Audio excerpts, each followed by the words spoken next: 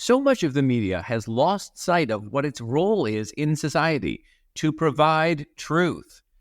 People, especially leaders of news organizations, have even built operations around the opposite idea, letting anyone say anything.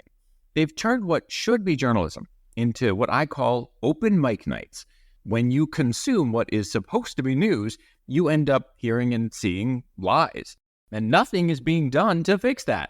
Well, nothing until now with this show.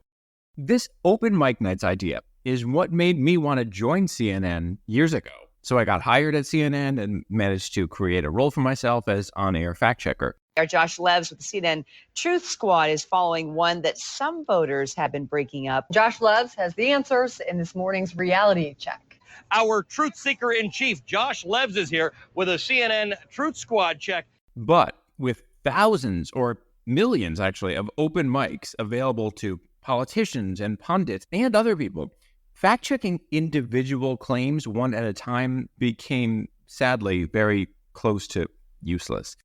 I've organized They Stand Corrected so that we can stand together against the systemic problems in the media that make this keep happening. It was awesome in recent days to see the host of a show on cable news talk about this problem and even call out his own network. You'll hear that coming up. He talks about how news networks carried a Trump news conference, at least that's what it was billed as, live. And these news agencies had every reason to know that Trump would, of course, lie the whole time. While that is a problem, I'll show you today that just skims the surface. There are other ways that we don't even think about that news agencies give people open mics to lie. Sometimes it happens in sneakier ways, or ways that we've been exposed to for so long that they just seem inevitable. Some are even worse than carrying a news conference live because there are events specifically organized by news agencies. They're literally providing the actual microphones for the person to have an open mic night. And this process is driven by a false dichotomy that is widespread in the thinking inside news organizations. I'll share with you a clip of Anderson Cooper spouting this nonsense. It's time to dismantle that faulty thinking because it's leaving our society without trustworthy sources of truth. When doctors enter their profession, they take an oath. There's a similar one that journalists should keep in mind. It includes only 3 words, and it should serve as a guiding principle, like a North Star, for everything that they do. Coming up, I'll tell you what that is and how we can make it happen. We can end this constant stream of open mic nights. All that plus, as this show hits something of a milestone, I'm going to attempt to share a note from a listener that I found really moving. Today on They Stand Corrected.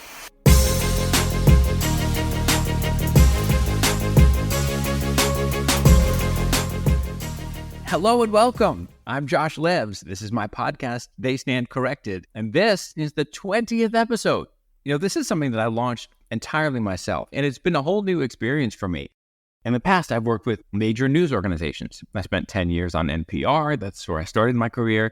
Then 10 years at CNN, on air and online. My book, All In, was published by HarperCollins, and I write columns for major news organizations all over the place. So I've always had the experience of tapping into these established news agencies. But I also saw the many problems with the news ecosystem, and when it came to this show, I knew that I needed to launch it independently. So it's me and a microphone, and a producer that I hired, Don, who's terrific. Thanks, Don. The reason that we've made it to 20 episodes and expect to keep going is that so many of you are being so supportive. With each episode, I send out a newsletter packed with links and facts and images, and that's free, but some people are choosing to become paid subscribers in order to support the show. And those who do get direct access to me. They send me ideas on things they want me to fact check. If you don't want the newsletter, but want to support in another way, you can check out the link in the show notes or at my website, joshlevs.com. You can become a one-time or monthly supporter. I'll share more with you at the end of the show about the kinds of things I'm hearing from people. Let's dig right into this whole topic of open mic nights. At the end of last week's episode, I gave you a little teaser of it. This was Lawrence O'Donnell of MSNBC. He was talking about how the news networks carried Trump's so-called news conference live, but it was filled with lies. Here is another clip of what Lawrence said. Donald Trump gets credit from the people he lied to today for lying to them. They appreciate it. Reporters understandably and incorrectly believe that the most important thing a candidate can do is answer their questions. But they don't know what an answer actually is. Words spoken after their question marks are not necessarily answers and are never answers when they come from Donald Trump. Lawrence is right. Here's what he's referring to about reporters giving Trump credit. They believe that holding a news conference is in and of itself some great thing to do. They appreciate it, even though it's filled with lies. So it really shouldn't be called a news conference anyway. I mean, there's no news in Trump lying yet again. And there's no facts being presented to you. So why do they appreciate it? Well, it gives them fodder to write stories, quotes to meet deadlines, opportunities to say something new like, here's what Trump said, none of which has anything to do with delivering you the truth. I was happy to hear Lawrence call out even his own network. He included MSNBC in his remarks. It's also interesting that they carried it live because there have been times when MSNBC has not taken Trump live. Rachel Maddow has explained that Trump generally starts spewing lies and rants about his grievances. We don't consider that necessarily newsworthy, and there's a cost to us as a news organization of knowingly broadcasting untrue things. So our deal with you is that we will monitor these remarks. If he does say anything newsworthy, we will turn them around and report on that right away. But for now, just know that it's happening and we're not taking it. And it's not just MSNBC. At one point last year, NPR said it was not going to cover Trump's remarks live after his arraignment on 34 felony counts in New York for fear of spreading misinformation. But other times, they do carry him live. It's not because he changes in any way. It's because they just make a different decision. But this is not a difficult decision. It's so simple. When someone has shown that they lie all the time, don't put them on the air live. I mentioned that doctors take an oath to do no harm. Everyone who wants to be a journalist should take an oath as well. And it's just 3 words. Provide only truth. Or provide truth only, if you prefer. Or maybe you can get Yoda about it and say, only truth provide? Whatever, you get the point. Provide only truth. If these 3 words were the guiding principle, if everything went through that mentality, the news organizations would have to stop to realize, wait a second, platforming someone who lies all the time goes directly against our role in society. But as I mentioned at the top, they actually go even further than that. News organizations specifically organize events to give liars open mics, like this fiasco. Please welcome the frontrunner for the Republican nomination, former President Donald Trump. That was CNN hosting a town hall for Trump. Right after, a jury found him liable for battery and defamation in a civil trial involving E. Jean Carroll. They found that he sexually abused her. Oh, and quick side note on that, the Washington Post later had a headline making something clear. Quote, judge clarifies, yes, Trump was found to have raped E. Jean Carroll. CNN's town hall was all about him lying. He steamrolled the host. I was quoted in a couple of news articles about this. I explained that it doesn't matter what someone's title is or was. You don't give liars a live platform. That's not journalism. When a lot of people criticized CNN over this, CNN responded with a ridiculous argument. This is so significant in understanding the thinking inside these news organizations. It's a false dichotomy. Here's Anderson Cooper spouting this nonsense. You have every right to be outraged today and angry and never watch this network again. But do you think staying in your silo and only listening to people you agree with is going to make that person go away? If we all only listen to those we agree with, it may actually do the opposite. That's the false dichotomy. They think it's either ignore someone or give them a live platform, an open mic. No, it's neither of those. Record interviews. Play them with fact checks. So as you're delivering, whichever parts you determine editorially are newsworthy for the audience, show the difference between what the person said and what the truth is. This false dichotomy is so baked into the thinking in news organizations that it shows up in all kinds of ways. Here's another example. This one involves Kanye West. When he was going on one of his many dangerous anti-Semitic screeds, he was sending out these hateful messages about Jewish people to tens of millions of followers. By the way, way more than the number of Jewish people in the world. There's only 15 million of us because we don't proselytize or try to make anyone be like us. So we remain a minority. And as I've discussed in previous episodes, humans scapegoat minorities. Anyway, so Kanye, or now just called Ye, he was saying these awful things. And over at News Nation, Chris Cuomo put out this very strange tweet. Here's what Chris Cuomo wrote. Kyiv and big cities in Ukraine bombed by Russia. People of conscience talking about an obviously compromised Kanye is BS. Don't create conflict for your advantage on Twitter. Focus on the actual conflict that is killing innocents. Change the game. All right, so that was a lot of words for him to say that there was nothing newsworthy about Kanye doing this, which is wrong. So here's what I replied on Twitter. WTF are you talking about? His open call for death con against Jews should make as much news as any other public figure calling for violence against any other minority group. The hatred he expressed is shared by many across the world and is actually killing innocents. Well, apparently Chris changed his mind, or someone at News Nation got him to, because he decided to, well, here's what he did. Let's discuss the relevance and the resonance with the man himself, Kanye West. He put Kanye on live. Unreal. It's that same dichotomy. Either ignore or give the person a live platform to lie and say all sorts of crazy things, which is, of course, what Kanye did. If journalists operated based on those 3 words, provide only truth, this wouldn't happen, because they would have to realize that giving liars open mics is the opposite of that. But even this doesn't cover it. There's something else that's so established, so traditional in the news business, that's all about open mics, that news executives can't imagine a world without it. They literally would never consider stopping this. I'll explain what that is coming up.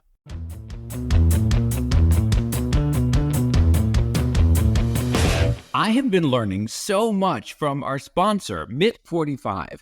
You may have heard me speak with their CEO in episode 14. Short version here, the company sells products that include kratom, which is a leaf in the coffee family from Southeast Asia. It has been used for medicinal purposes for centuries, and now it's suddenly exploding in popularity across the US. There are people who swear by it, but there are also potential dangers when it's misused, overused, or taken by people who shouldn't be taking it. CEO Ryan Niddell is on a mission. He's pushing for federal regulation. He's saying, FDA, please regulate this industry. And he has spearheaded changes to how MIT45 labels its products, because he's into something I'm very into, empowering you with information. Here's just a little piece of what Ryan told me. The boxes have these big pull-out contraindication warnings with all the studies, all the tests, all the research, and access to domains where it's being updated consistently. So it's really the anti-salesmanship. Open up and like, holy cow, there's warnings everywhere. Maybe I shouldn't take this. Because I believe it's our job to create informed consent. He talked to me about why it can be hard to get this message out in the media. And it's a problem that I've seen. Often, journalists are very wary of any business leader who sells any product. They assume this person must oppose safety measures and just want to make money. That is very much not the case with Ryan. Fortunately, some media are listening. He has published columns recently in Newsweek, The Advocate in New Orleans, the Atlanta Journal-Constitution, and he has more coming. He encourages you to check out the website kratomresearchinstitute.org to help you make informed decisions. You'll find links in the show notes and my newsletter.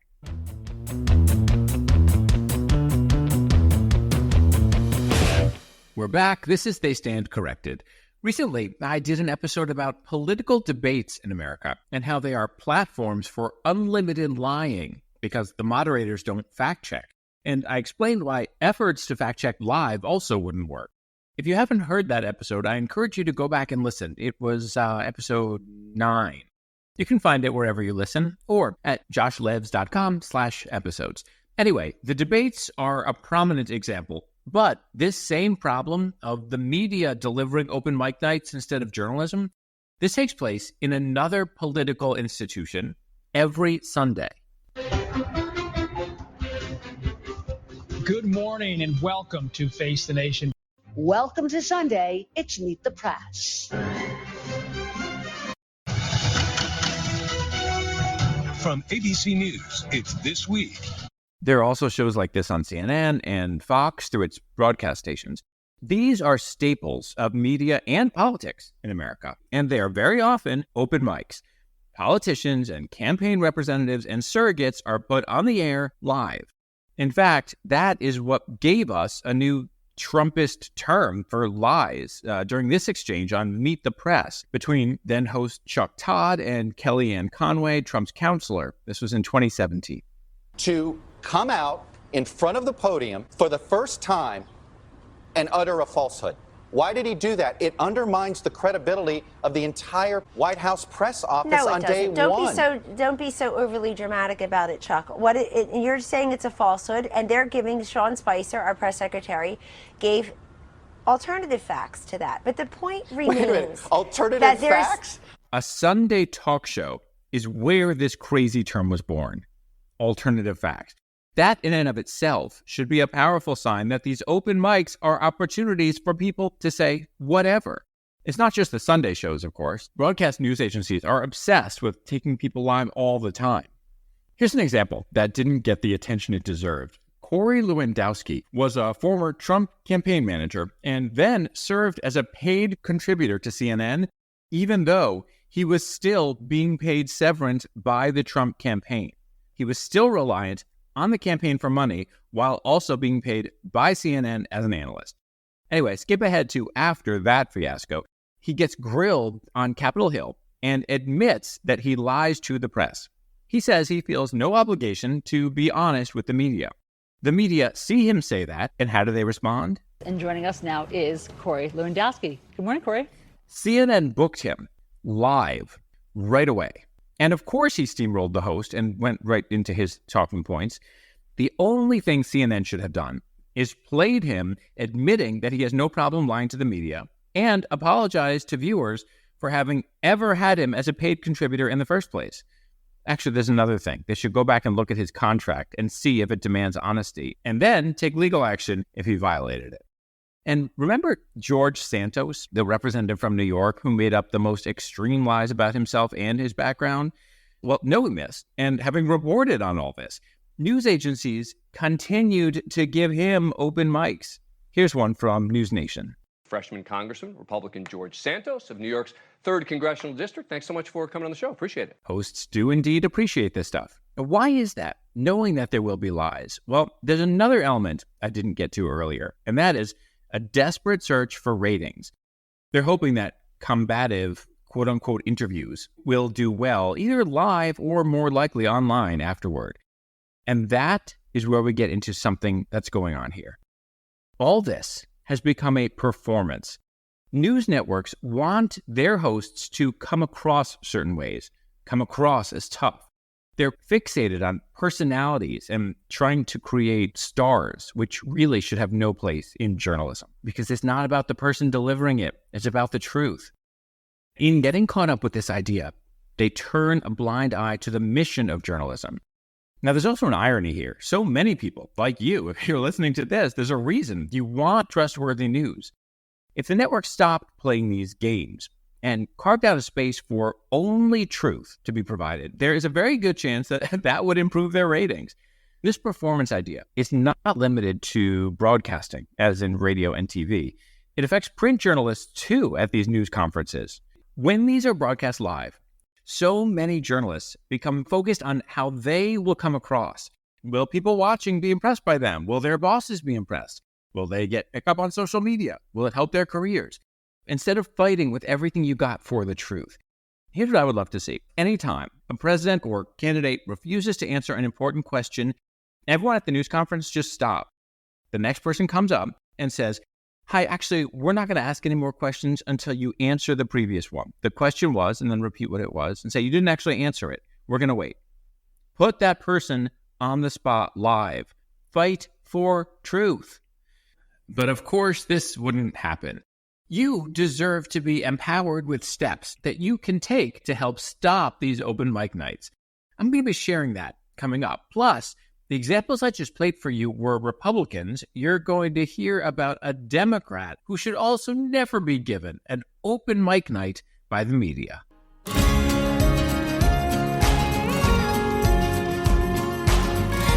Hi, I'm Linda Ween from Redondo Beach in the Los Angeles area. I heard about They Stand Corrected from a good friend.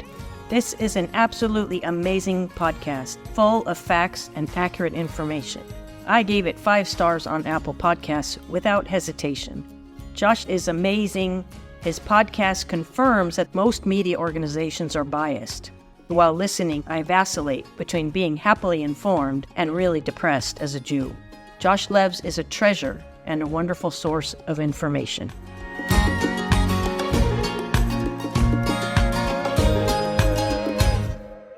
The open mic nights that the media give to people who lie aren't always about opportunities for the journalists to present themselves as tough or combative.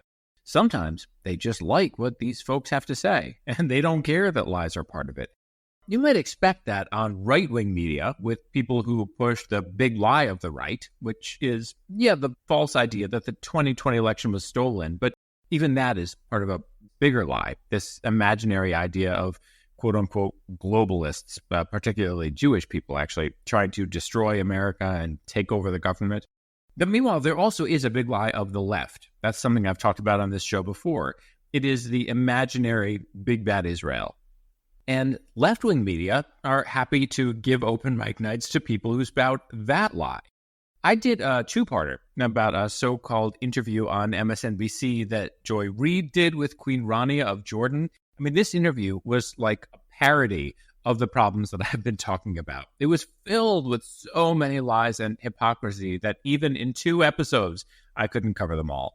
You know what? I'll link to all these in the newsletter. Just make it easy for you to find them. Anyway, the big lie of the right has overtaken the Republican Party in Washington. You can't accept that the election was legitimate and remain a Republican in Congress, as we saw with former Senator Liz Cheney and former Representative Adam Kinzinger. The Democratic Party has not been overtaken by the big lie of the left, but the quote-unquote progressive movement is.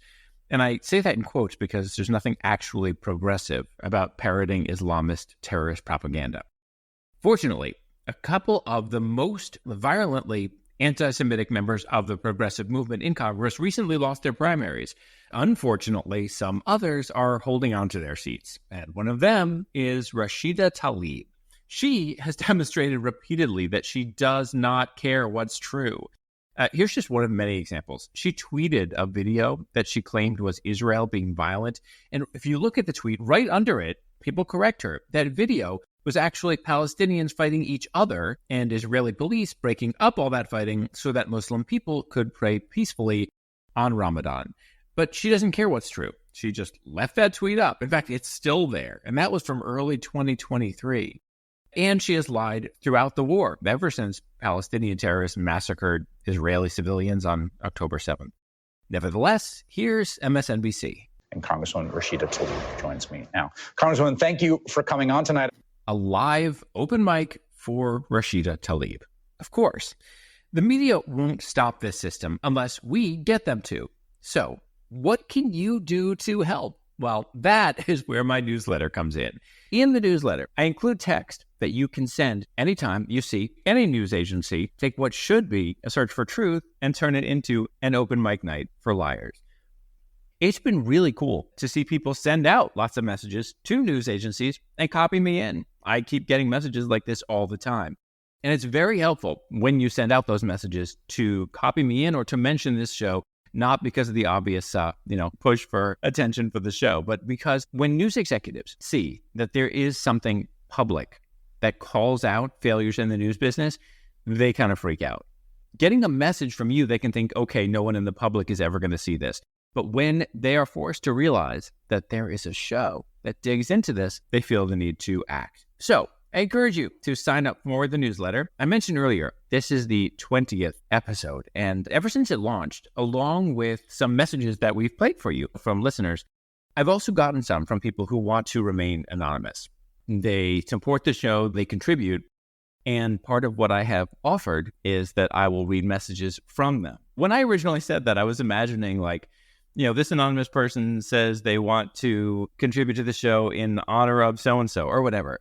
What I wasn't prepared for was some of these really beautiful messages that I'm getting. And there are two reasons that I struggle to read this. One is the humble bragginess of it, and the other is, to me, it has an emotional effect when I read it. So I'm going to read you one now that I promised this contributor. I will read. The contributor remained anonymous.